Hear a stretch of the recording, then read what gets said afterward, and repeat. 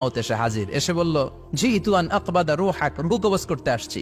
আদম আলাইহিস সালাম বললেন, রূহ কবজ করতে আসছো মানে? আমি বাঁচবো তো 1000 বছর। কয় বছর? মালাকুল মউত বললেন, না না, ওই যে আগের কথা স্মরণ করেন, আপনি 60 বছর দিয়া দিছিলেন। কয় না, আমি দেই নাই, আমি আরো বাঁচুম, আরো 60 বছর পাওনা আছি, আমি দেই নাই। মালাকুল মউত বললেন, আপনি দিয়েছেন। আদম বলে, দেই নাই।